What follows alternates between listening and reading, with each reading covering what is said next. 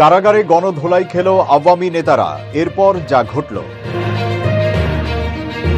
উচ্ছ্বাস প্রকাশ করলেন ডক্টর ইউনূস।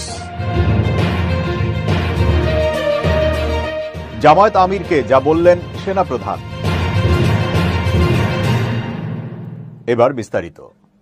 কারাগারে সাধারণ বন্দীদের তোপের মুখে পড়ছেন আওয়ামী লীগের ভিআইপি নেতারা। সাধারণ বন্দীরা যখনই কারাগারে এসব নেতাদের পাচ্ছেন তখনই গালিগালাজ করছেন। এমনকি কারো কারো গায়ে হাতও তুলেছেন সাধারণ বন্দীরা। পাশাপাশি 10-15 জন মিলে গণধোলাইও দিচ্ছেন। মূলত ফ্যাসিবাদী শাসনামলে অপকর্মের কারণেই তোপের মুখে পড়ছেন তারা। একটি সূত্র নিশ্চিত করেছে, গত সপ্তাহে এক ভিআইপি আওয়ামী লীগ নেতা বিকেলে কারাগারের লনে পায়চারি করতে গেলে কয়েকজন সাধারণ বন্দী তাকে পেটাতে শুরু করে। এক পর্যায়ে ওই আসামিকে কারা পুলিশ নিরাপত্তা দিয়ে সেলে রেখে আসেন। কারা অধিদপ্তরের সহকারী মহাপরিদর্শক জান্নাতুল ফেরদৌস জানান, কারাগারে সাধারণ কয়েদিদের মধ্যে এসব ভিআইপি আসামিদের নিয়ে প্রচণ্ড ক্ষোভ রয়েছে। একসঙ্গে আলাদা সেলে রাখলে নজরদারি সহজ হয় এবং অনাকাঙ্ক্ষিত ঘটনা প্রতিরোধ করা যায়। এর আগে আদালত চত্বরে ভিআইপি আসামিদের বিরুদ্ধে সাধারণ জনগণের ঘৃণা ও ক্ষোভের বই প্রকাশ ঘটে। এমনকি কয়েকটি অপ্রীতিকর ঘটনাও ঘটেছে। বাস্তবতা উপলব্ধি করে নতুন সিদ্ধান্ত নেয় কারা কর্তৃপক্ষ।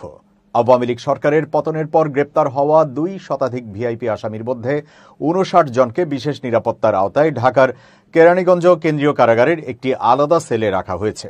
কারা কর্তৃপক্ষ বলছে, এসব হেভি ওয়েট রাজনীতিক ও সাবেক উচ্চপদস্থ কর্মকর্তার নিরাপত্তা নিশ্চিত করতেই এই ব্যবস্থা।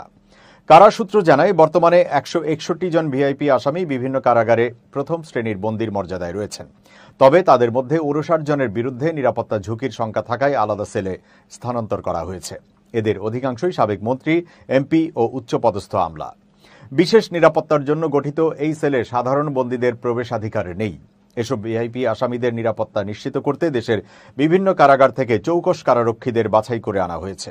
এই তালিকায় রয়েছেন সাবেক বাণিজ্য উপদেষ্টা সালমান এফ রহমান, সাবেক আইনমন্ত্রী আনিসুল হক, তথ্যমন্ত্রী হাসানুল হক ইনু, প্রতিমন্ত্রী জুনায়েদ আহমেদ পলক, মেয়র আতিকুল ইসলাম, খাদ্যমন্ত্রী কামরুল ইসলাম, কৃষিমন্ত্রী আব্দুর রাজ্জাক, জনপ্রশাসন মন্ত্রী ফরহাদ হোসেন, গণশিক্ষা প্রতিমন্ত্রী জাকির হোসেন, ডেপুটি স্পিকার শামসুল হক টুকু, উপমন্ত্রী আরিফ খান জয়, সাংগঠনিক সম্পাদক আহমেদ হোসেন, মুক্তিযুদ্ধ প্রতিমন্ত্রী এবি তাজুল ইসলাম, সাবেক